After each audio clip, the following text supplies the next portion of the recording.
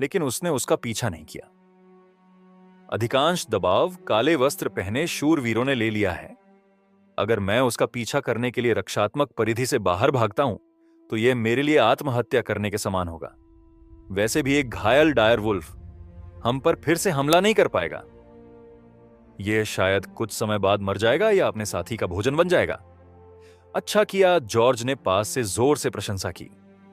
इस समय जॉर्ज के शरीर पर भी खून के निशान थे। उसका हमला करने का तरीका आत्मविश्वास से भरा और सुंदर था, और ऐसा लग रहा था कि वह मारने के बजाय प्रदर्शन कर रहा था। हालांकि उसके पास अभी भी एक अद्वितीय स्तर की ताकत थी। वह वास्तव में 2 डायर वुल्फों के खिलाफ जा रहा था, और फिर भी वह नुकसान में नहीं था। कुलीन परिवारों के माध्यम से पारित गुप्त तलवार तकनीक वास्तव में साधारण नहीं है, आरव ने लापरवाही से सोचा। इससे पहले कि वह एक बार फिर अपने सामने डायर वुल्फ पैक की ओर अपनी नजर घुमाए, आदमी और डायर वुल्फ के बीच दुखद लड़ाई आधे घंटे तक जारी रही। सूरज धीरे धीरे डूब गया और घास के मैदानों पर अंधेरा छा गया। इस समय डायर वुल्फ की आंखें एक्वामरीन चमक दे रही थीं। पूरे कैंप ग्राउंड में एक अजीब सा एहसास था, क्योंकि ऐसा लग रहा था कि वह एक्वामरीन आंखों की भीड़ से घिरा हुआ है।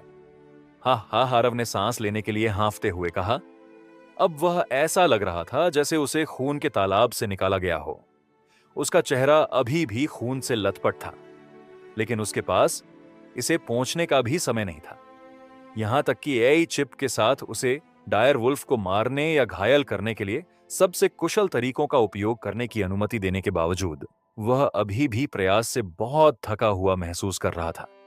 अगर मैं भी ऐसा हूं, तो अन्य अनुचरों के बारे में बात करने की कोई जरूरत नहीं है। केवल काले वस्त्र पहने शूरवीरों के पास अभी भी ऊर्जा बची हुई है, लेकिन वे भी शायद अधिक समय तक टिक नहीं पाएंगे। इस स्थिति में सफेद वस्त्र पहने मैगी ने अभी तक कार्रवाई क्यों नहीं की? आरव ने नजर घुमाई और देखा कि कैंपसाइट के केंद्र में महिला अनुचरों के बीच एक खाली जगह थी। 3 सफेद वस्त्र पहने लोग वहां बैठे थे, जो भयानक आभा बिखेर रहे थे। आसपास के किसी भी अनुचर ने उनके 3 मीटर के भीतर आने की हिम्मत नहीं की। जहां तक रक्षात्मक घेरे के इर्द गिर्द मौजूद डायर वुल्फों की बात है, तो वे पहले ही अपनी संख्या का 1/3 खो चुके थे। हालांकि अग्रिम पंक्ति में बचाव करने वाले अनुचरों की संख्या भी बहुत कम हो गई थी। अधिकांश घायल हो गए थे और पीछे की लड़कियों की देखभाल में थे। अगर मैं डायर वुल्फ का राजा होता, तो मौजूदा नुकसान मुझे हार मानने के लिए पर्याप्त होते। क्रूर हमलों की एक अंतिम लहर बची रहनी चाहिए। आरव की तलवार डायर वुल्फ के पैर को काटते समय फड़फड़ाई। उसी समय उसने कई जामुन निकालने का अवसर लिया। उसने उन्हें अपने मुंह में डाला और निगलने से पहले 2 बार चबाया। ये वे उपयोगी पौधे थे जो उसने यात्रा के दौरान एकत्र किए थे। वे शरीर की ऊर्जा को जल्दी से भर सकते थे, लेकिन वह उनसे बाहर निकल रहा था। उहू, भेड़ियों की तीखी आवाजें सुनाई दी, लेकिन इस बार उनका मतलब अलग था। भेड़ियों की आवाज सुनकर डायर वुल्फ का झुंड और भी ज्यादा उन्मत्त हो गया। वे अपनी जान की परवाह किए बिना आगे बढ़ गए। यह आ गया है अंतिम लहर। आरव की आंखें बदल गईं। उसने आगे बढ़ते हुए अपने हाथ में क्रॉस ब्लेड लहराया। धमाका! आरव ने अपने हाथ में एक बहुत बड़ा बल महसूस किया और क्रॉस ब्लेड लगभग उसके हाथों से उड़ गया। हमारे सामने मौजूद डायर वुल्फ दूसरों की तुलना में 2 गुना बड़े लग रहे हैं। आरव ने अपनी सुन्न हो चुकी बांह की मांसपेशियों को ढीला किया। ए चिप, मेरे सामने मौजूद डायर वुल्फ को स्कैन करो। डायर वुल्फ ताकत 2.3, चपलता 4.1, जीवन शक्ति 3.1। विवरण: डायर वुल्फ के झुंड में हमेशा ऐसे लोग होंगे जिनकी बॉडी वे उसी जाति के लोगों से काफी बड़े हैं। इन्हें भेड़ियों के मुखिया के अंगरक्षक के रूप में चुना जाएगा। वे आमतौर पर उसी जाति के अन्य लोगों की तुलना में अधिक ताकतवर होते हैं, और साथ ही भेड़ियों के मुखिया के प्रति उनकी अटूट निष्ठा होती है। यह एक पैराग्राफ था जिसे पिछले बदमाश आरव ने किसी समय एक यादृच्छिक एटलस से पढ़ा था, और इसे अब एआई चिप द्वारा पुनः प्राप्त किया गया था। कितना अद्भुत! ऐसा लगता है कि इस बार डायर वुल्फ का मुखिया भी एक बड़ा निवेश कर रहा है। आरव ने विशाल डायर वुल्फों से फिर से भिड़ने से पहले सोचा। वह पिछली दुनिया में एक वैज्ञानिक था, और उसने सोचा था कि वह अब गर्म खून वाला नहीं रहा। लेकिन अब इस आदिम समाज में होने और डायर वुल्फ पैक को मारने से आरव को ऐसा महसूस हुआ जैसे उसके शरीर में कुछ जागृत हो गया है, जिससे उसका खून खौल रहा है। यह मेरी पिछली दुनिया की शांति से अलग है। इन जानवरों जैसी प्रवृत्तियों की जरूरत किसी प्राणी के जीवित रहने के लिए होती है। आरव को एहसास हुआ, हा हा, आओ आओ। आरव ने पहले ही अपने परिवार में पारित श्वास तकनीक को बहुत गहन स्तर तक प्रशिक्षित कर लिया था। अब उसे अपनी जीवन शक्ति को उत्तेजित करने और एक सच्चा शूरवीर बनने के लिए केवल हत्या से प्राप्त ज्ञान की आवश्यकता थी। मार डालो आरव की आंखों में लाली का एक संकेत था, क्योंकि वह पागलों की तरह डायर वुल्फ से लड़ने लगा था।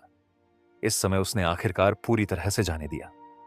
हर तलवार के वार में उसने पिछली दुनिया में अपनी मृत्यु के डर और एक विदेशी दुनिया में प्रवेश करने की बेचैनी को बाहर निकाला। आरव की आंखें चमक उठीं, क्योंकि वह डायर वुल्फ से लड़ रहा था। ऐसा लग रहा था कि उसने कुछ समझ लिया है। उसके हाथों में क्रॉस ब्लेड नीचे की ओर कटा, अपने साथ एक चांदी की रोशनी लेकर आया। जैसे ही यह जमीन की ओर कटा, आरव का शरीर मुड़ गया और उसकी शक्तिशाली कमर की मांसपेशियों से ताकत निकली। क्रॉस ब्लेड के महान केंद्रापसारक बल के साथ उसने एक और क्षैतिज वार किया। क्रॉस ब्लेड खुद ही एक मंद प्रकाश जारी कर रहा था। 2 स्लैश एक साथ मिलकर एक चमकदार क्रॉस बनाते हुए लग रहे थे। क्रॉस ब्लेड तकनीक गुप्त हत्या चाल, क्रॉस स्लैश। एक हत्या चाल कुछ ऐसी थी जिसमें कई हत्या तकनीकों का सार था, जो किसी की हत्या करने की क्षमता को बढ़ाने के लिए एक गहन कौशल स्तर का उपयोग करती थी। हालांकि इसकी तुलना नाइट के गुप्त कौशल से नहीं की जा सकती थी, जो सभी आंकड़ों को बढ़ाता था।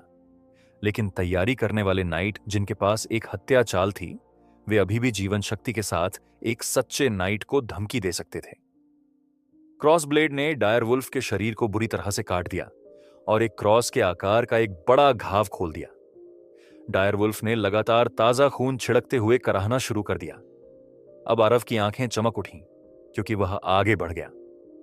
आगे बढ़ो, कूदो, स्लैश क्रॉस ब्लेड। आगे बढ़ गया और डायर वुल्फ का विशाल सिर उड़ गया। आसपास के डायर वुल्फ डर के मारे उछल पड़े और हमला धीमा हो गया। यहां तक कि आसपास के काले वस्त्र पहने शूरवीर भी चौंक कर देखने लगे। आरव को संतुष्टि का एहसास हुआ जब उसने विशालकाय डायर वुल्फ के सिर पर कदम रखा, और वह दहाड़ने से खुद को नहीं रोक सका। मैंने पहले ही अपना गुस्सा निकाल लिया है, इसलिए पीछे हटने का समय आ गया। जिसा दहाड़ने के बाद आरव ने फिर से मारने के लिए आगे बढ़ने का विकल्प नहीं चुना, बल्कि रक्षात्मक परिधि में वापस जाने के लिए मुड़ गया। इसने एक अच्छी तरह से आराम कर चुके डिफेंडर को उसकी स्थिति संभालने की अनुमति दी। मैं बेवकूफ नहीं हूं। अभी अभी की गई किलिंग मूव बहुत थका देने वाली थी, और मैंने पहले ही अपने दिल की सारी नकारात्मक भावनाएं निकाल दी हैं। मुझे आत्म सुरक्षा के लिए कुछ ताकत बचाकर रखनी चाहिए। आरव ने कांपते हाथों वाली एक लड़की से एक बोतल ली और बड़े घूंटों से पीना शुरू कर दिया। पानी पीकर वह अपनी आंखों को छिपाने में कामयाब रहा, जो बुद्धिमत्ता से भरी हुई थीं। मैंने काले वस्त्रों के अलावा सबसे ज्यादा डायर वुल्फ को मारा है। इसके साथ कोई भी मुझे फिर से युद्ध के मैदान में प्रवेश करने के लिए मजबूर नहीं कर सकता।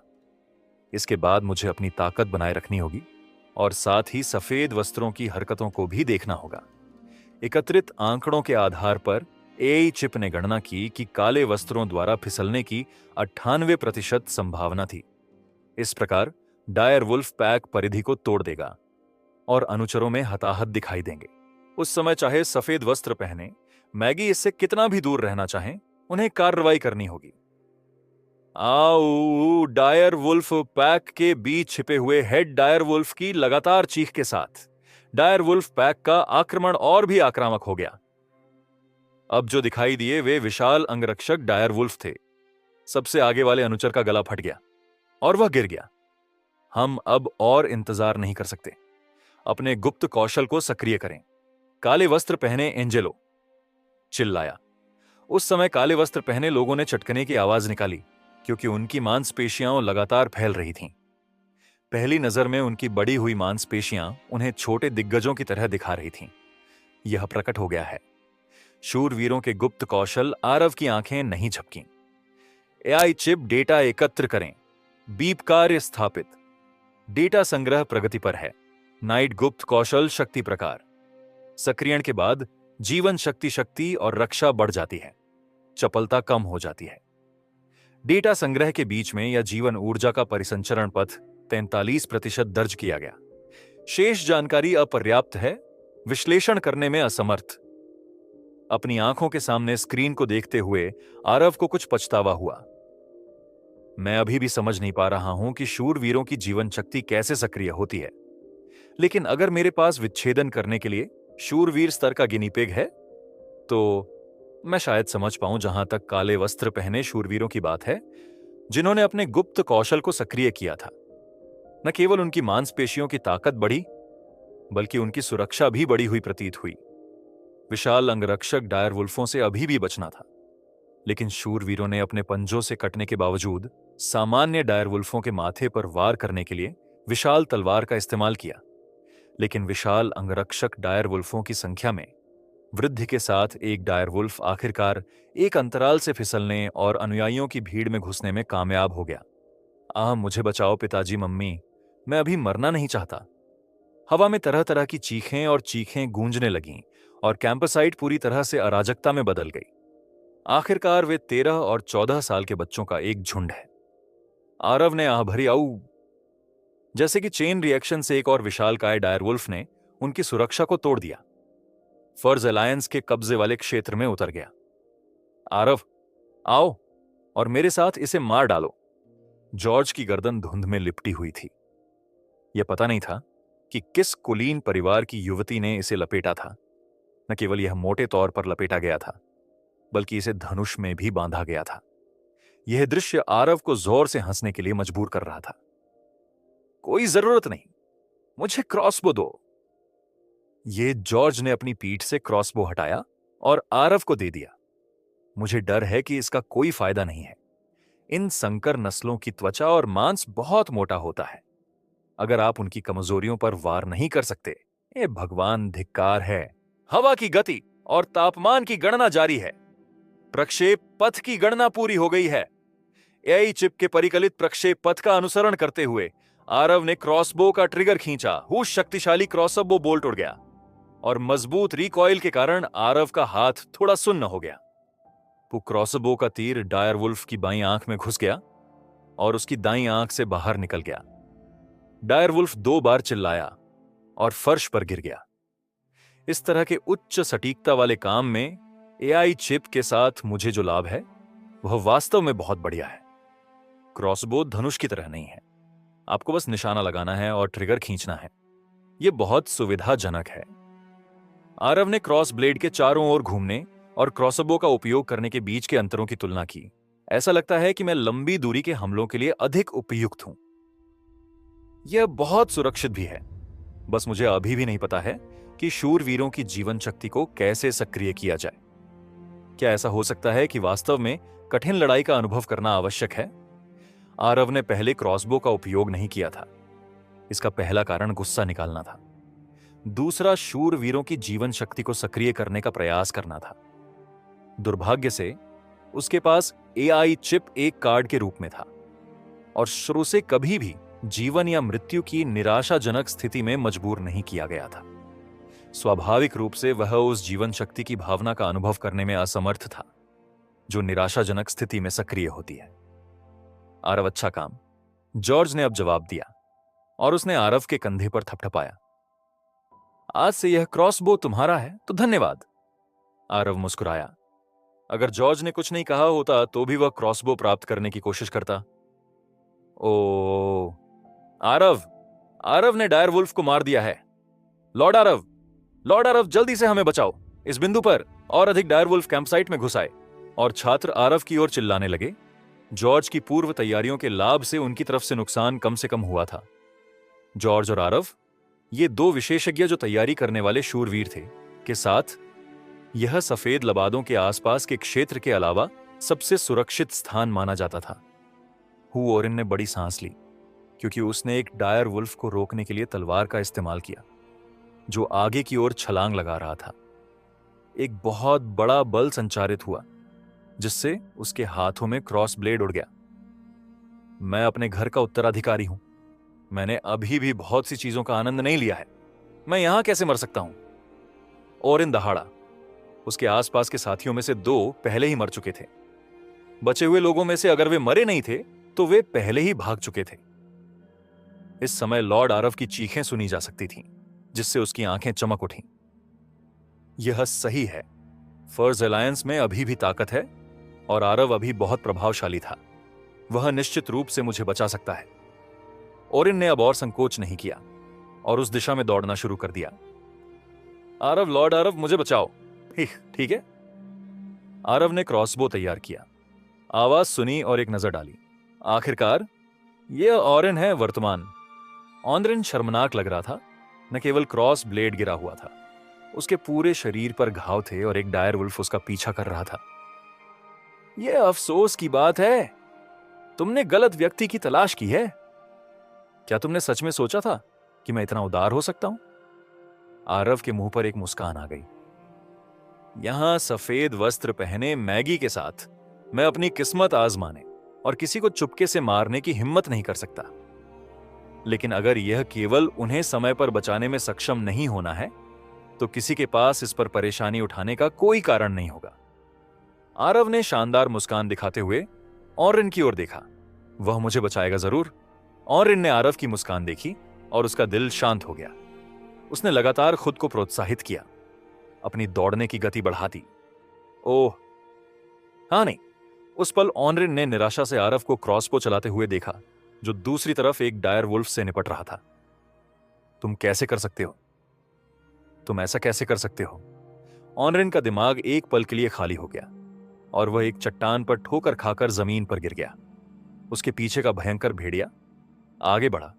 उसके दांत नीचे दब गए और खून लगातार बहने लगा। धन्यवाद। दूसरी तरफ आरव द्वारा बचाई गई लड़की उसे धन्यवाद देने के लिए दौड़ी। धन्यवाद धन्यवाद की कोई जरूरत नहीं। आरव मुस्कुराया। दूसरी तरफ लिलिथ ने अपना चेहरा लाल करके आरव को देखा और अपना सिर नीचे कर लिया। एक सीटी की आवाज आई और जॉर्ज ने लिलिथ को देखा। आरव की ओर तुम समझ रहे हो वाली नजर डाली स्थिति पहले से ही ऐसी है, लेकिन तुम्हारा व्यक्तित्व नहीं बदला है। जॉर्ज, भले ही मैं मौत की खाई में गिर जाऊं, तुम खूबसूरत रोमांस के लिए मेरी तड़प को नहीं रोक सकते।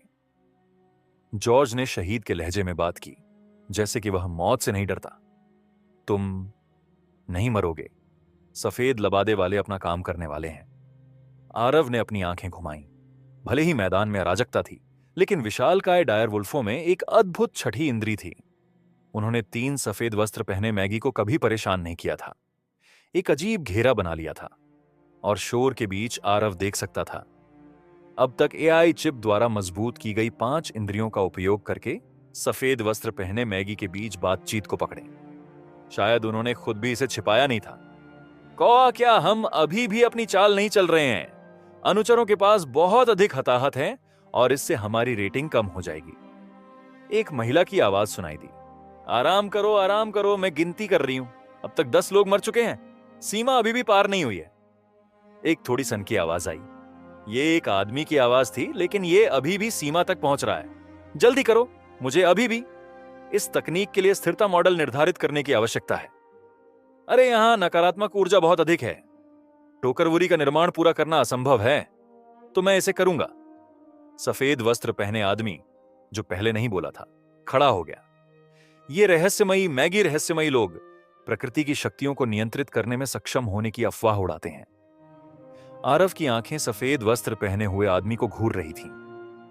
तुम सभी मूर्ख और नीच जानवर, तुम वास्तव में आदरणीय भगवान मैगी के बाकी लोगों को परेशान करने की हिम्मत करते हो। केवल मृत्यु ही तुम्हारा शाश्वत घर हो सकती है। मजेरदा कराची सफेद वस्त्र पहने हुए आदमी के मंत्रोच्चार की आवाज के साथ आरव के कानों ने एआई चिप को पागलपन से बचते हुए सुना। चेतावनी, चेतावनी विकिरण, स्रोत की खोज की, नकारात्मक ऊर्जा क्षेत्र की खोज की। मेजबान को तुरंत दूर जाने का सुझाव। चमकीले लाल शब्द बहुत स्पष्ट थे, लेकिन आरव पीछे हटने से बिल्कुल भी नहीं डरे।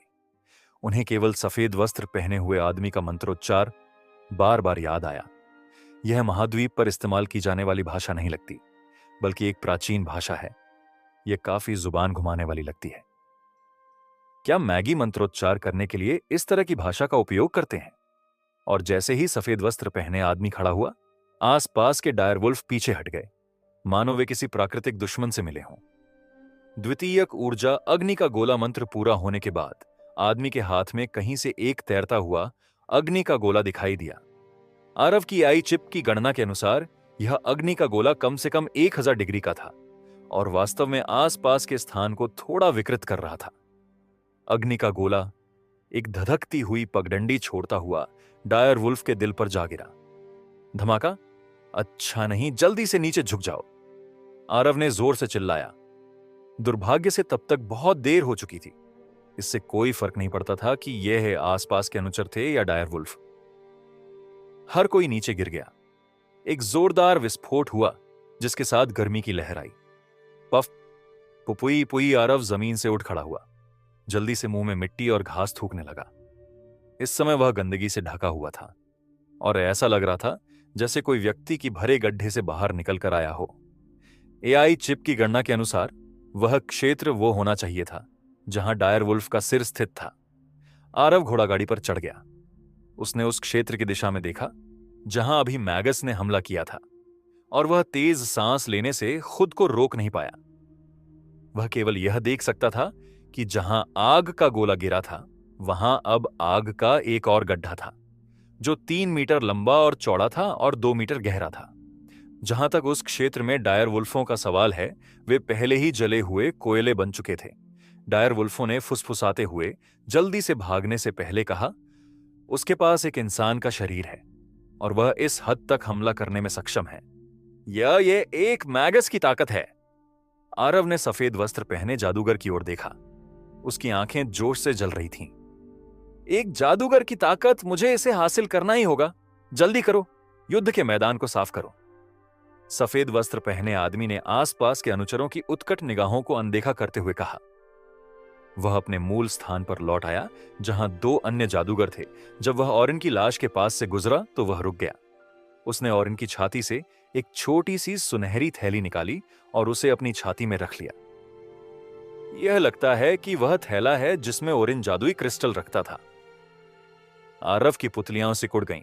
मूल्यांकन सीमा जादुई क्रिस्टल। आरव के दिमाग में तेजी से विचार आया।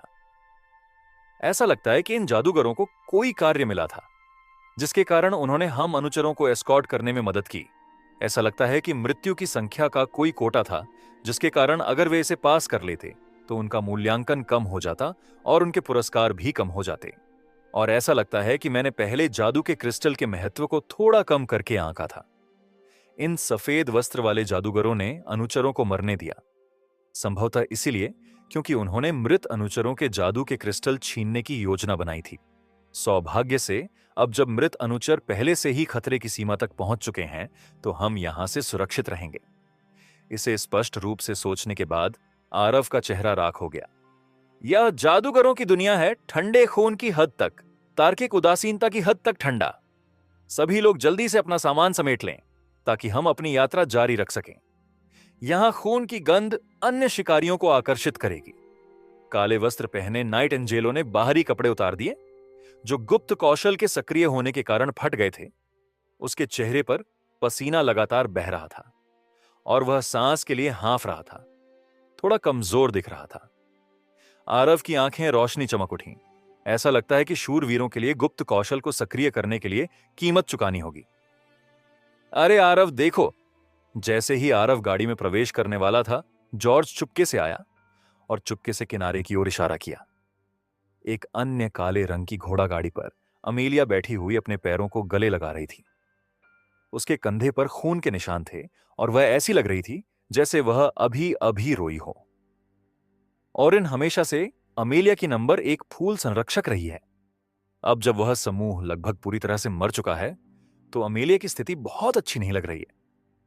जॉर्ज ने आरव के कान के पास कहा, एक ऐसे भाव के साथ जो यह दर्शाता था कि आरव का मौका आ गया। मैंने पहले ही उसमें रुचि खो दी है। वैसे भी हम इतने खतरे में हैं, क्या तुम अपने निचले हिस्से को थोड़ा नियंत्रित नहीं कर सकते? आरव को वास्तव में पता नहीं था कि क्या कहना है। उसने जॉर्ज के कॉलर की ओर इशारा किया और उन कपड़ों पर एक लड़की की लिपस्टिक के निशान थे। उसे वास्तव में नहीं पता था कि यह जानवर कब से खिलवाड़ कर रहा था। हे मेरे भाई, यह केवल इस तरह के खतरनाक क्षण में है कि हम तैयारी करने वाले शूरवीर अपनी ताकत दिखा सकते हैं और लड़कियां हमेशा उस आदमी के प्रति सद्भावना दिखाएंगी जिसने उन्हें बचाया। यह सबसे बुनियादी तकनीक है।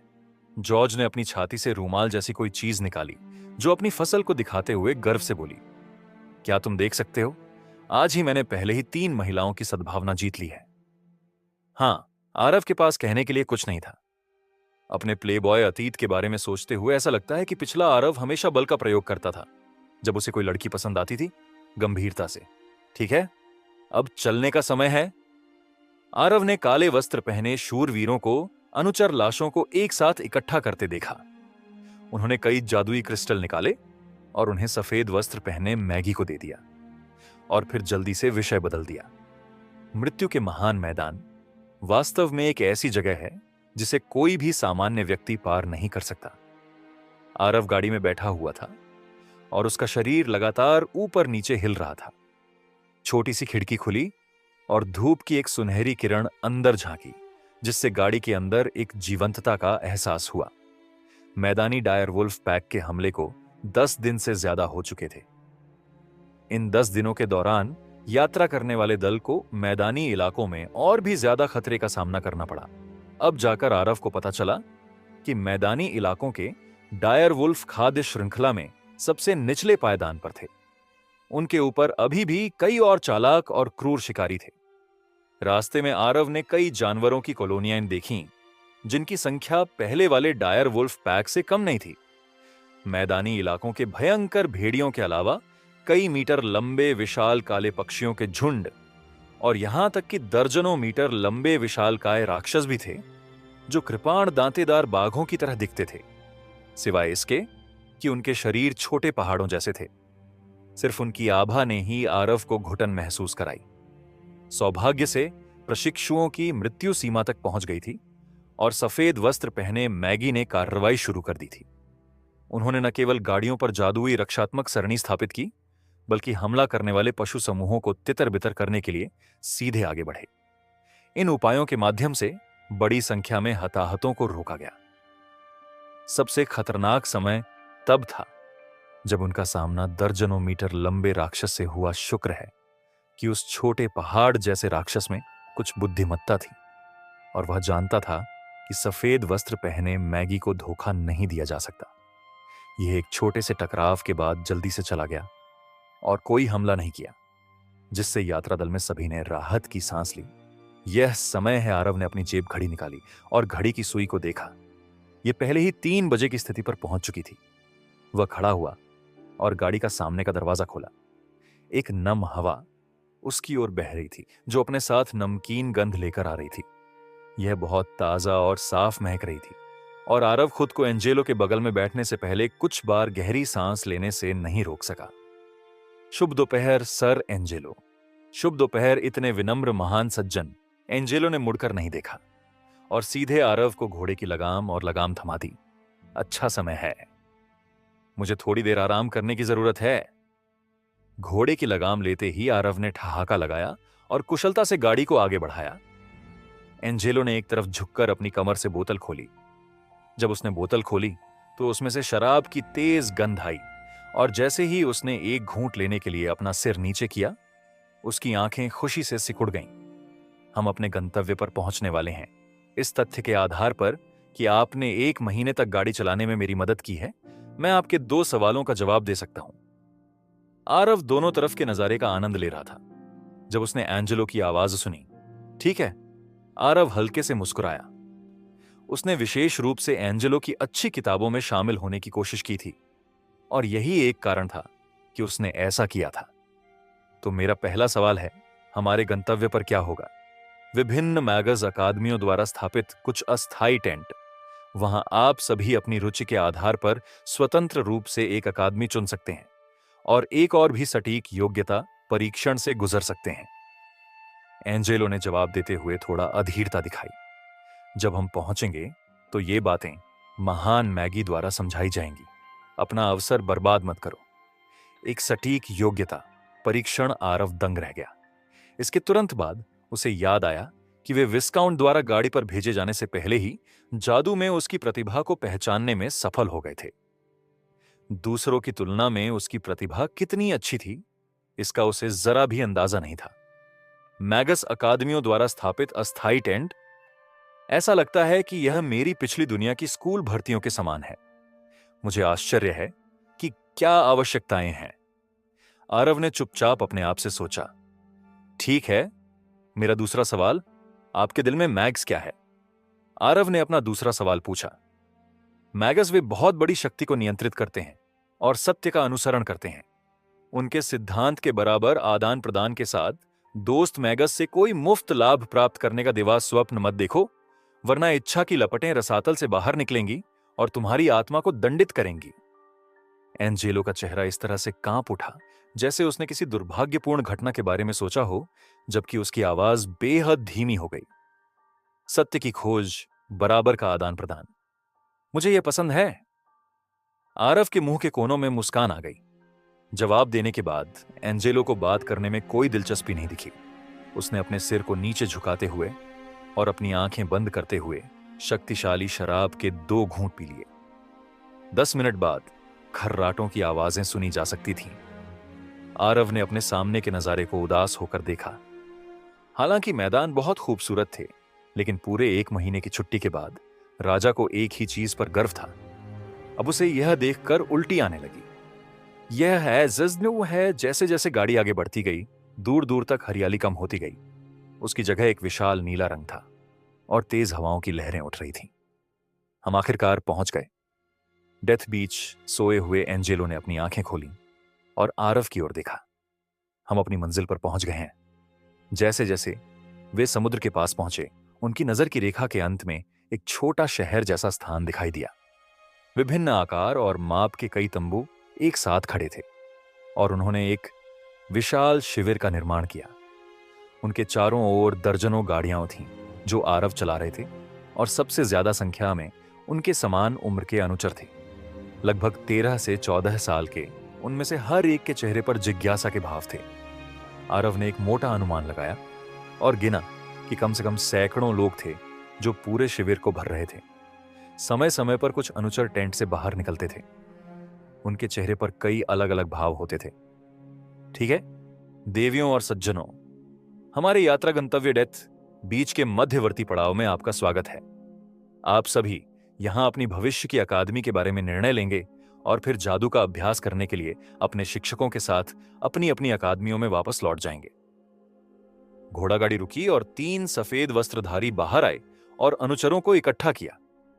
फिर नेता कौवा ने बोलना शुरू किया। अब मेरे पीछे कैंप ग्राउंड में आओ और एक अकादमी चुनो। याद रखो, तुम सभी विभिन्न अकादमियों की जांच कर सकते हो, लेकिन एक बार जब तुम किसी एक में शामिल होने के लिए अनुबंध पर हस्ताक्षर कर देते हो तो तुम्हें उससे पीछे नहीं हटना चाहिए।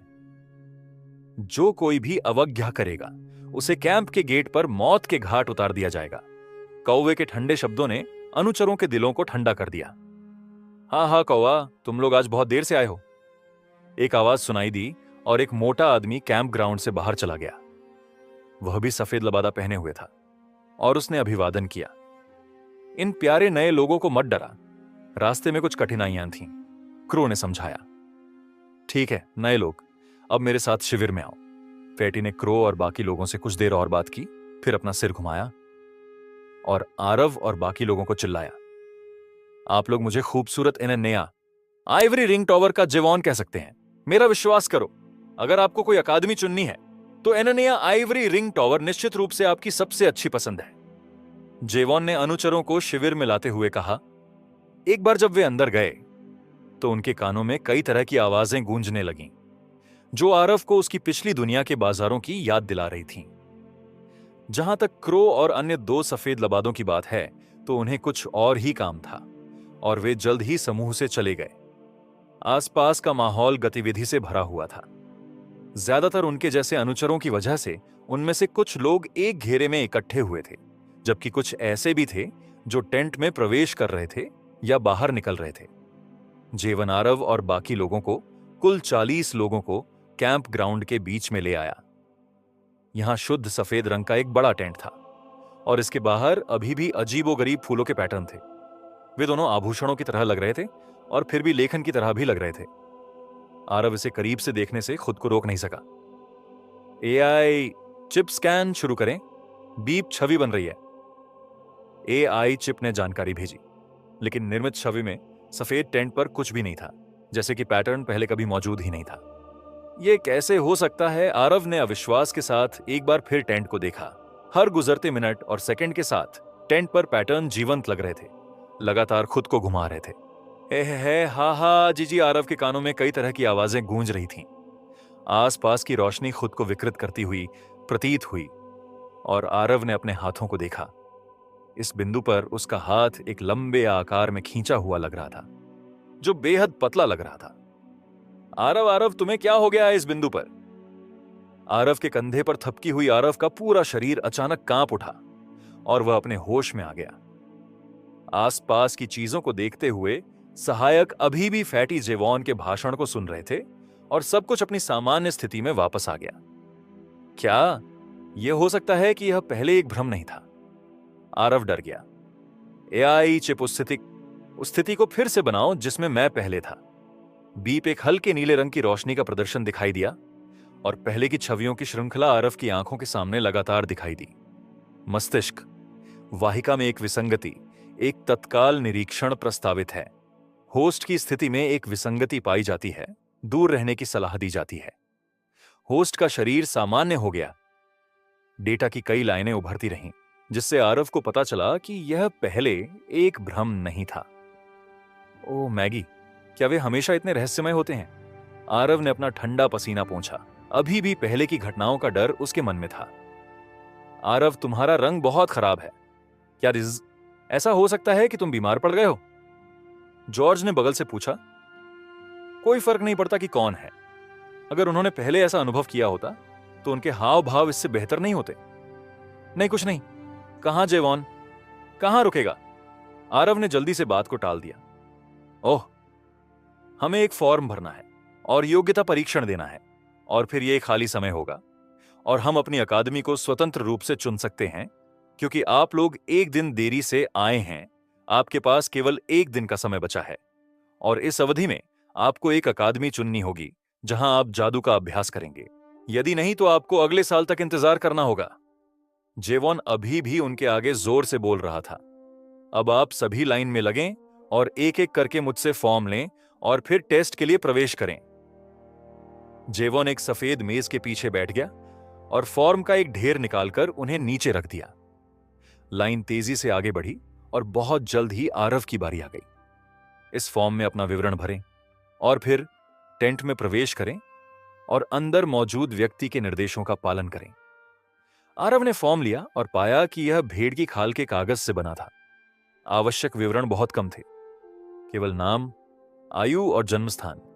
साथ ही कुछ अन्य मेज पर हंस पंख कलम उठाते हुए आरव ने बहुत जल्दी फॉर्म भर दिया। भेड़ की खाल पर हल्के लाल रंग के स्याही वाले फूलों के पैटर्न बहुत सुंदर लग रहे थे। मैंने कभी नहीं सोचा था कि मुख्य भूमि से इस बदमाश की लिखावट अभी भी बहुत अच्छी है। आरव ने लिखना समाप्त करने के बाद उसने भेड़ की खाल का कागज उठाया और सफेद तंबू में प्रवेश किया। आहा, एक प्राचीन आवाज सुनाई दी। तंबू के अंदर बहुत जगह थी और केवल एक सफेद बालों वाली बूढ़ी महिला एक काली कुर्सी पर बैठी थी और एक क्रिस्टल बॉल थी जो एक मेज पर रखी थी। ठीक है, मैं अचानक उन भविष्य वक्ता चुड़ैलों के बारे में क्यों सोचूंगा? नमस्ते। आरव ने चुड़ैल का अभिवादन किया। फॉर्म यहां लाओ। जाहिर है इस चुड़ैल को यह सब पसंद नहीं था और उसकी आवाज अभी भी ठंडी थी। आरव, अपने हाथ क्रिस्टल बॉल पर रखो। आरव ने चुड़ैल के निर्देशों का पालन किया और अपने दोनों हाथ क्रिस्टल बॉल पर रख दिए। बर्फीली ठंड कंपन उसकी उंगलियों की नोक से एक अजीब स्पर्श भावना प्रसारित हुई। आरव के सिर में दर्द हो रहा था, जैसे कि अंदर एक कांच की छड़ हिल रही हो। उसके सिर में दर्द शुरू होने के साथ ही आरव के सामने क्रिस्टल बॉल से भी हल्की चमक निकल रही थी। बहुत अच्छा, जाने मत दो। चुड़ैल ने क्रिस्टल बॉल को ध्यान से देखा। जैसे जैसे दर्द बढ़ता गया, आरव के हाथों में क्रिस्टल बॉल भी चमकने लगी। नहीं, अब और नहीं। आरव ने अपने दांत भींच लिए और दर्द, जिसने उसके मस्तिष्क को लगभग 2 भागों में विभाजित कर दिया, उसने अपनी पकड़ को अनियंत्रित रूप से ढीला कर दिया। ठीक है, तो तुम इस स्तर पर हो। चुड़ैल ने अपना सिर हिलाया। उसने हंस के पंख की कलम निकाली और आरव के फॉर्म पर कुछ लिखा। हमने अनुचरों की योग्यता को 5 ग्रेड में वर्गीकृत किया है, जिसमें पहला ग्रेड सबसे खराब और 5वां ग्रेड सबसे अच्छा है। तुम तीसरे ग्रेड में हो। एक मध्यम श्रेणी का ग्रेड, चुड़ैल ने कहा, और अपने हाथ पर एक अंगूठी घुमाई और भेड़ की खाल पर एक अजीब निशान बनाया जो रोशनी से चमक रही थी। मेरी परीक्षा यहां समाप्त हो गई है। तुम मेरे पीछे आओ।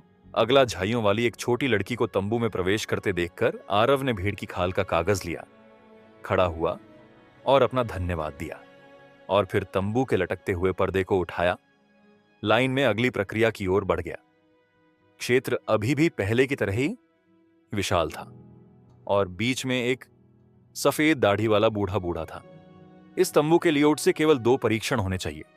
यह वाकई बहुत आसान है, आरव ने सोचा जब वह बूढ़े बूढ़े के सामने बैठा और उसे फॉर्म थमा दिया। तीसरी कक्षा इतना भी बुरा नहीं। सफेद दाढ़ी वाले बूढ़े बूढ़े ने अपनी ठुड्डी पर हाथ फेरा। ठीक है, अब तत्वों की आत्मीयता की जांच करनी है। बूढ़े बूढ़े ने टेबल टॉप पर दस्तक दी और वह फट गया, और बीच से एक काला बेसिन निकला। यह पानी का बेसिन चिकना नहीं था, यह पत्थर से बना हुआ लग रहा था, और इसके अंदर एक तरह की तरल धातु बह रही थी जो पारे जैसी थी। ध्यान से पानी में देखो। बूढ़े बूढ़े की आवाज में अधिकारपूर्ण स्वर था। आरव अपना सारा ध्यान पानी के बेसिन के बीच की ओर लगाने से खुद को रोक नहीं सका। उसके निरंतर ध्यान से बीच में पारा लगातार घूमता रहा और एक भौर में बदल गया, जैसे कि नीचे एक मुंह खुल गया हो। अब बताओ, तुम्हें क्या दिख रहा है? आरव की आंखें थोड़ी चमकीली थीं। छाया और एक काले रंग का भंवर और बाहरी परिधि के पास लाल धब्बे हैं, और कुछ आसपास के क्षेत्र में प्रकाश के हरे धब्बे भी हैं। क्या बहुत हरा है? बिल्कुल नहीं, बहुत कम। ठीक है। बूढ़े बूढ़े ने अपनी उंगलियां चटकाईं और आरव अचानक अपने होश में आया। मुझे क्या हो गया? तुम्हारा परीक्षण पहले ही समाप्त हो चुका है। तात्विक संबंधों के पहलू में तुम्हारा अंधकार और छाया तत्वों के साथ सबसे अधिक संबंध है। उसके बाद अग्नि तत्व है, और तुम्हारा वनस्पति तत्व के साथ भी थोड़ा सा संबंध है। जैसे ही बूढ़ा बूढ़ा बोला, उसने तेजी से फॉर्म भर दिया और अपना हाथ का निशान जोड़ दिया। मैं तुम्हें कुछ सलाह देता हूं।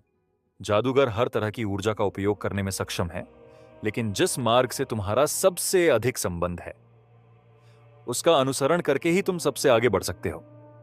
बूढ़े बूढ़े ने फॉर्म वापस आरव को थमा दिया। ठीक है, तुम्हारा टेस्ट खत्म हो गया है। पीछे के प्रवेश द्वार से बाहर निकलो और अपनी अकादमी चुनना शुरू करो। आरव ने सिर झुकाया और फिर टेंट से बाहर निकल गया। जैसे ही उसने पीछे की छतरी उठाई, सूरज की रोशनी की एक किरण नीचे चमकने लगी। ए चिप, मैं जिस स्थिति में था उसे फिर से बनाओ। एक अज्ञात हस्तक्षेप ने मेजबान को सम्मोहन की स्थिति में डाल दिया है, जैसा कि अपेक्षित था।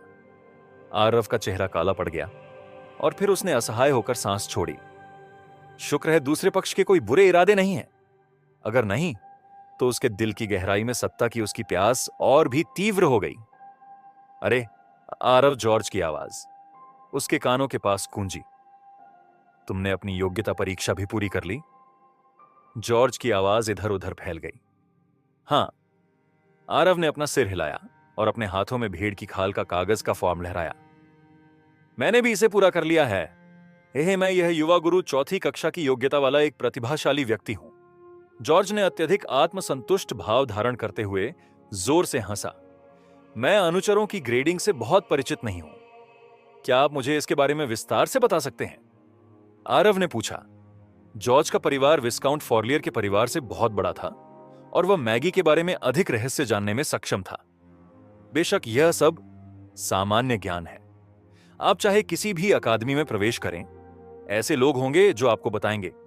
जॉर्ज ने कहा, अनुचरों की योग्यता को उचित मैगस में पदोन्नत होने की संभावना के अनुसार रैंक किया जाता है और उन्हें 5 ग्रेड में वर्गीकृत किया जाता है, और 5वीं कक्षा सबसे अधिक है, जिसमें मैग बनने की 90% संभावना है। हमें 4थी कक्षा थोड़ी कमतर है, लेकिन फिर भी 50% संभावना है। मैं यह युवा गुरु इस स्तर पर एक प्रतिभाशाली व्यक्ति हूं। आहा, मेरे पिता निश्चित रूप से प्रसन्न होंगे। जॉर्ज ने विषयांतर किया। वह स्पष्ट रूप से बहुत उत्साहित था। और बाकी जल्दी करो और बताओ। आरव ने जॉर्ज के कंधे पर मुक्का मारा और आखिरकार जॉर्ज को वापस पटरी पर लाया। ओह, पहले मैंने चौथी कक्षा तक का उल्लेख किया था। इससे नीचे तीसरी कक्षा है, जहां मैक्स बनने की 10% संभावना है। जहां तक दूसरी कक्षा की बात है तो केवल 2 से 3% संभावना है। और पहली कक्षा सबसे खराब है, जिसमें केवल 1% या यहां तक कि 0.1% संभावना है। वैसे भी तीसरी कक्षा और उससे ऊपर के लिए केवल एक मौका है। जहां तक पहली और दूसरी कक्षा की बात है, मूल रूप से वे केवल अपने पूरे जीवन में एक अनुयायी ही रह सकते हैं। तो यह मामला है, ऐसा लगता है कि मेरा ग्रेड मध्यम रैंक का है। ऐसी कोई अकादमी नहीं होनी चाहिए जो मुझे अस्वीकार करे, न ही वे मुझे महत्वपूर्ण माने। आरव ने अपनी वर्तमान स्थिति का विश्लेषण किया। तत्वीय आत्मीयता के बारे में क्या ख्याल है? आरव ने पूछना जारी रखा। तत्वीय आत्मीयता एक जादूगर का भविष्य का मार्ग है। आप जानते हैं, कुछ जादूगर बिजली को नियंत्रित कर सकते हैं, कुछ जादूगर आग को नियंत्रित कर सकते हैं और कुछ अन्य तो ठंड को भी नियंत्रित कर सकते हैं। ये सभी विकल्प के मार्ग हैं। हालांकि एक जादूगर किसी भी प्रकार के तत्व मंत्र का उपयोग करने में सक्षम है, सिद्धांत रूप में सबसे अधिक आत्मीयता वाले मंत्र न केवल कास्टिंग गति को तेज करेंगे, बल्कि उनमें अधिक शक्ति भी होगी। यदि एक अग्नि तत्व जादूगर जल आधारित मंत्र डालना चाहता है, तो न केवल वह अधिक आध्यात्मिक ऊर्जा का उपभोग करेगा, बल्कि मंत्र की शक्ति भी बहुत कमजोर हो जाएगी। पानी पर आधारित पूल समन हो सकता है, जो केवल पानी की गेंद के रूप में समाप्त होता है। कुल मिलाकर तत्वीय आत्मीयता एक मैगस के मार्ग को निर्धारित करेगी और योग्यता यह निर्धारित करेगी कि मैगस उस मार्ग पर कितनी दूर तक चल सकता है। जॉर्ज ने निष्कर्ष निकाला। अंतिम वाक्य बिल्कुल सही है, लेकिन यह तुम्हारा नहीं लगता। आरव ने अंतिम वाक्य के शब्दों को दोहराया। हे तुम्हें पता चल गया, ये एक यात्रा करने वाले मैगस के शब्द हैं। मैंने उन्हें अपने पिता के अध्ययन कक्ष में देखा था, जॉर्ज ने शर्मिंदगी से कहा, जैसे ही उसने अपना सिर खुजलाया। ओ, ठीक है। मैं आखिरकार यह जानने में कामयाब रहा कि काले वस्त्र पहने शूरवीर इतने ठंडे और दूर क्यों थे। जॉर्ज को कुछ याद आ गया था और वह खबर साझा करने के लिए उत्सुक था।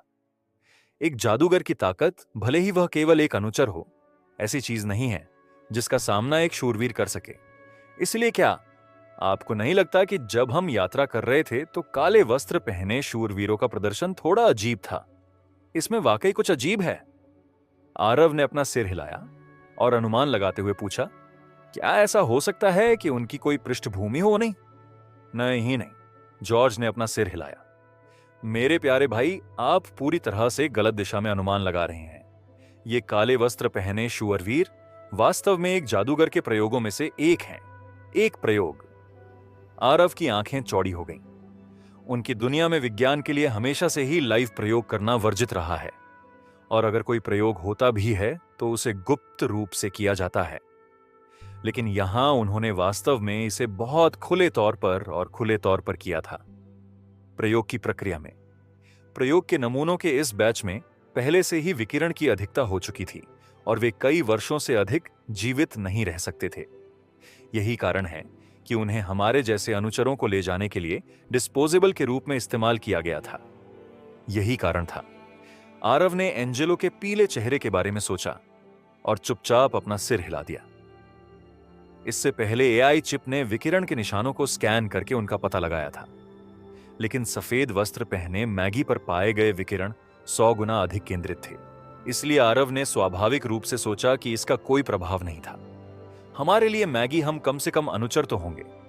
नाइट स्वयं को दंडवत नहीं करना चाहेंगे और आशा करेंगे कि हम उन्हें भविष्य में अपनी सेवा के लिए चुनेंगे। केवल वे लोग ही हमें गंभीरता से नहीं लेंगे जो कुछ दिनों से अधिक समय तक जीवित नहीं रहेंगे। जॉर्ज ने कुछ पछतावे के साथ कहा। उसका चेहरा आक्रोश से भरा हुआ था। ऐसा लगता है एक बड़े कुलीन परिवार के उत्तराधिकारी के रूप में वह पहले से काले वस्त्रों के असभ्य व्यवहार से नाखुश था। मैंने सुना है कि पश्चिम से आए लोगों के लिए न केवल यात्रा के दौरान शूरवीरों द्वारा उनके साथ युवा स्वामी जैसा व्यवहार किया गया था, बल्कि उन्होंने उनमें से कुछ के साथ सोया भी था। जॉर्ज का असंतोष केवल एक पल तक चला, इससे पहले कि यह एक अश्लील अभिव्यक्ति में बदल गया। उनमें से कुछ के साथ सोया आरव थोड़ा और जाग गया। महिला शूरवीर भी हैं, बेशक। हालांकि महिला शूरवीर आमतौर पर काफी मांसल होती हैं, कुछ न कुछ अनूठी तकनीकों का अभ्यास किया है, इसलिए वे अभी भी बहुत अच्छी लगती हैं। इसके अलावा एक महिला शूरवीर की सहनशक्ति काफी अच्छी होती है और वह हर तरह के व्यवहार को झेल सकती है। खास तौर पर संभोग के दौरान उसकी सुडौल जांघें आपके चारों ओर लिपटी हुई होती हैं। वह एहसास शब्दों से परे अद्भुत है। जॉर्ज का वर्तमान चरित्र एक कामुक सुअर का था। आरव ने अपनी यादें ताजा की। अतीत का बदमाश भी एक प्लेबॉय था, लेकिन जाहिर है वह जॉर्ज के साथ प्रतिस्पर्धा नहीं कर सकता था, जो इतने बड़े कुलीन परिवार से था, इसलिए उसने वास्तव में छुआ नहीं था। पहले एक सुंदर महिला नाइट थी, विस्काउंट के अधीन। कई महिला नाइट थीं, लेकिन उन सभी की मांसपेशियां उभरी हुई थीं, जिससे आरव को विद्रोह का एहसास हुआ। अपना सिर हिलाते हुए वह जॉर्ज के साथ इस मामले की सामग्री पर चर्चा नहीं करना चाहता था। अब मैं समझ गया। चलो और अपनी अकादमी चुने, यह मेरे पिता ने मेरे लिए पहले ही चुन लिया है। मैं एननिया आइवरी रिंग टॉवर में भाग लूंगा। मेरे परिवार का अंदर के वरिष्ठ मैगी में से एक के साथ संबंध है। तुम भी मेरे साथ क्यों नहीं आते? जॉर्ज ने निमंत्रण दिया। आरव थोड़ा ललचाया, लेकिन उसकी गर्दन पर अंगूठी देखकर वह अभी भी झिझका। पहले उस मैगस ने कभी नहीं बताया कि अंगूठी मुझे किस अकादमी में प्रवेश दिलाने में मदद कर सकती है। क्या होगा अगर यह इसके बजाय प्रतिबंध में बदल जाए? नहीं, मैं और घूमना और इधर उधर देखना चाहता हूं। आरव ने विनम्रता से मना कर दिया। ठीक है, तो मैं प्रक्रियाएं पूरी करने जा रहा हूं। आप मुझे ढूंढने के लिए एननिया आइवरी रिंग टॉवर के क्षेत्र में आ सकते हैं। जॉर्ज ने अपने हाथ हिलाए और भीड़ में घुस गया। मुझे कहां जाना चाहिए, मुझे अब कोई परवाह नहीं है। चलो पहले अकादमियों की जांच करते हैं। आरव ने शिविर के चारों ओर लक्ष्यहीन रूप से टहलते हुए अजीबोगरीब आकार और आकार वाले सभी प्रकार के दिलचस्प टेंट देखे। कुछ एक विशाल मशरूम की तरह थे, जहां बीच में एक छोटा सा पंखे के आकार का दरवाजा खुलता था, और कुछ में शायद किसी तरह की अजीब सींग वाली शैतान की खोपड़ी का इस्तेमाल किया गया हो, जहां अनुचर शैतान के क्रूर मुंह से टेंट में ऐसे चल सकते हैं जैसे कि वे किसी भूतिया घर में कदम रख रहे हों, और इन सभी अलग अलग इमारतों के सामने शब्दों से चिह्नित थे।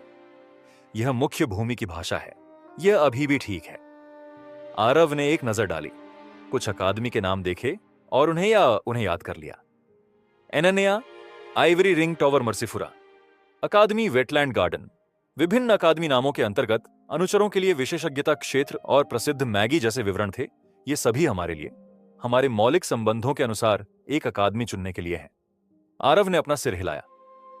छाया और अंधेरे तत्वों के साथ मेरा मौलिक संबंध सबसे अधिक है, अग्निगौण है, और अंत में प्लांट तत्व सबसे नगण्य है, जब तक कि मैं अपना पूरा जीवन एक अनुचर के रूप में नहीं रहना चाहता।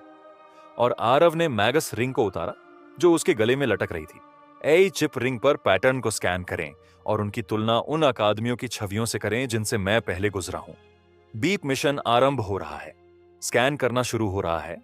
स्कैन पूरा हुआ। डेटाबेस से तुलना की जा रही है।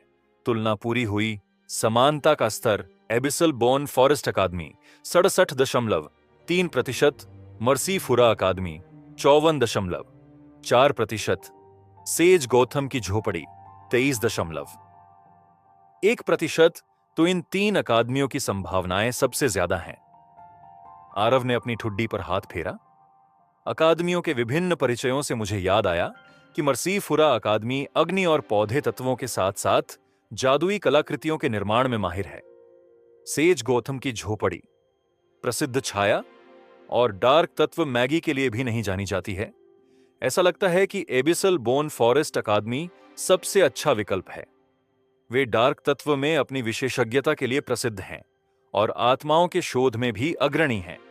लेकिन यह एबिसल बोन फॉरेस्ट अकादमी नाम पिछली दुनिया के किसी पंथ जैसा क्यों लगता है?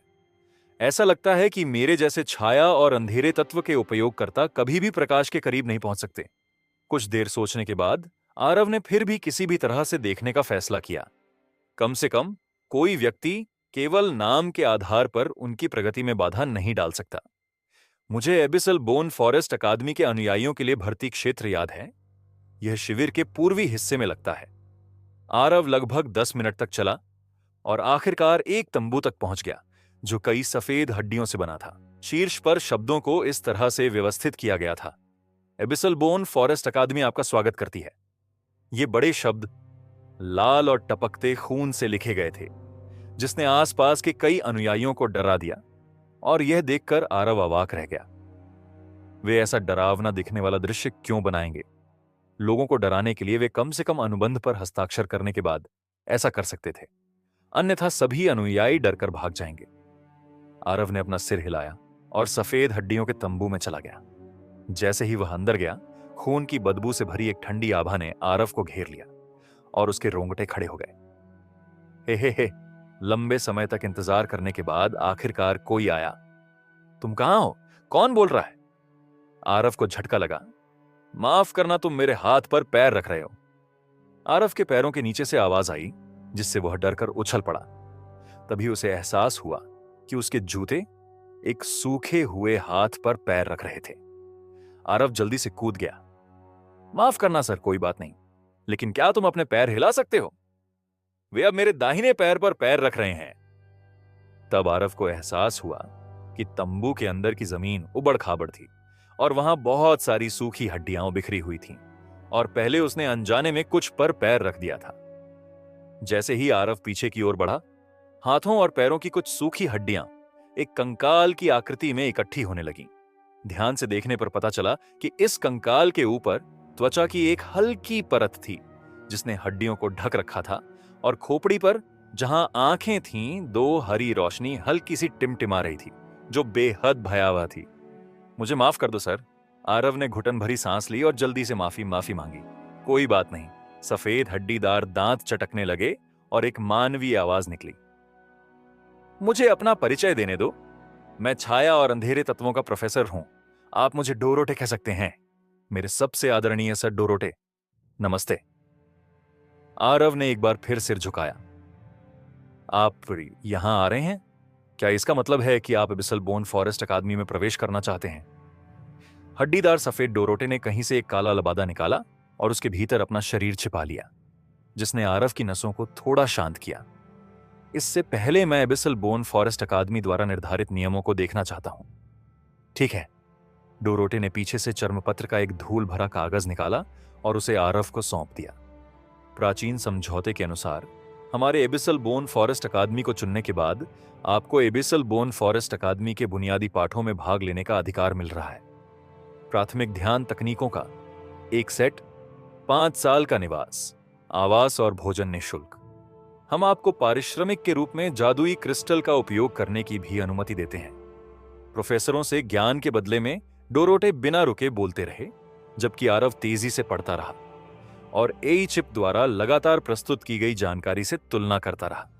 उसने पाया कि डोरोटे ने जो कहा वह चर्मपत्र पर दी गई जानकारी के समान ही था।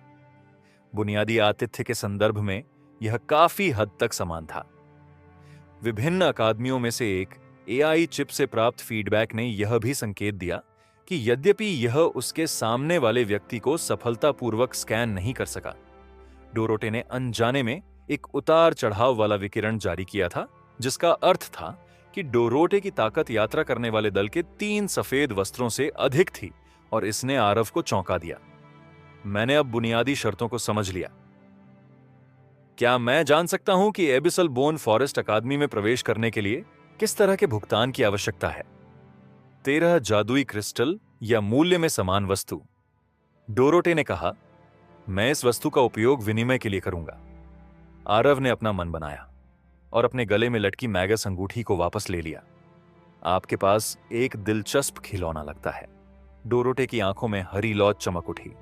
हड्डीदार सफेद हाथ ने अंगूठी ली और उसे अपनी हथेली में रखा, और फिर एक आवर्धक कांच के समान एक वस्तु निकाली और उसका निरीक्षण किया। हां, यह वाकई दिलचस्प है। मैंने बहुत दिनों से ये पैटर्न नहीं देखे हैं। एक निम्न श्रेणी की जादुई कलाकृति। ऐसा लगता है कि इसे हमारे एबिसल बोन फॉरेस्ट अकादमी में बनाया गया था, और इसमें एक जल्दबाजी करने वाले मंत्र निर्माण का एक नक्काशीदार शिलालेख है, लेकिन यह टूटा हुआ है। इसकी कीमत 15 जादुई क्रिस्टल के बराबर है। अब नौसिखिया, क्या तुम अपनी स्कूल फीस के लिए यह अंगूठी गिरवी रखने को तैयार हो? एक बार जब तुम तय कर लो, तो हमारे एबिसल बोन फॉरेस्ट अकादमी के प्राचीन अनुबंध पर हस्ताक्षर करो।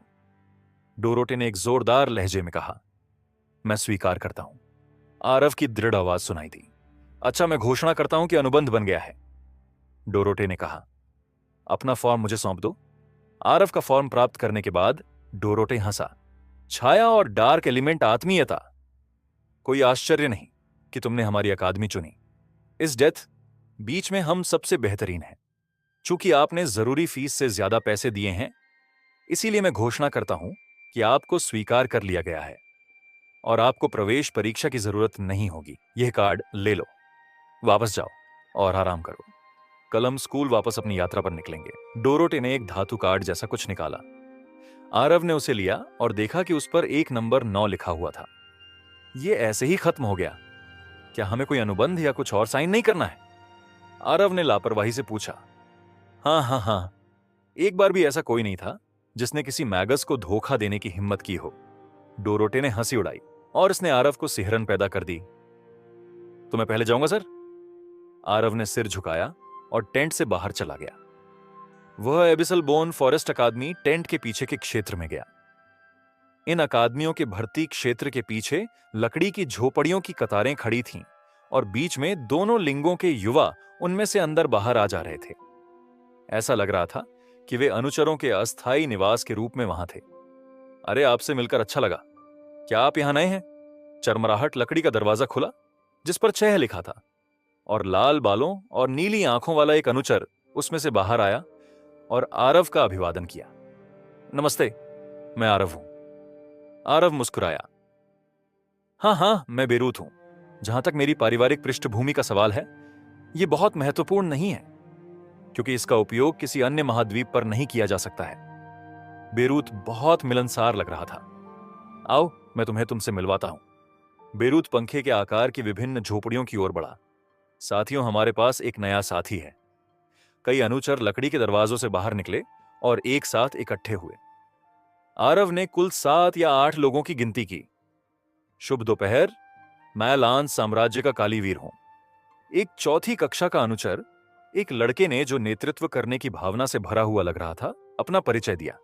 लगता है तुम बहुत देर से आए हो, कालीवीर ने कहा। हमें रास्ते में मौत के महान मैदानों में कुछ परेशानियों का सामना करना पड़ा। तो दोस्तों, ये थी आज की कहानी। उम्मीद है आपको ये नॉवेल एक्सप्लेनेशन पसंद आया होगा। अगर आप किसी और नॉवेल को सुनना चाहते हैं या किसी कहानी के बारे में जानना चाहते हैं तो कृपया हमें कमेंट सेक्शन में बताएं। हम आपके लिए और भी रोमांचक और मनोरंजक कहानियां लाते रहेंगे। हमारे चैनल एफएस नोवेल एक्सप्लेनर को सब्सक्राइब करना न भूलें और बेल आइकॉन को दबाएं ताकि आप हमारी कोई भी वीडियो मिस ना करें। और हां, अगले एपिसोड के लिए तैयार रहें क्योंकि कहानी में अभी और भी ट्विस्ट और टर्न आने बाकी हैं। मिलते हैं अगली कहानी में, तब तक के लिए अलविदा।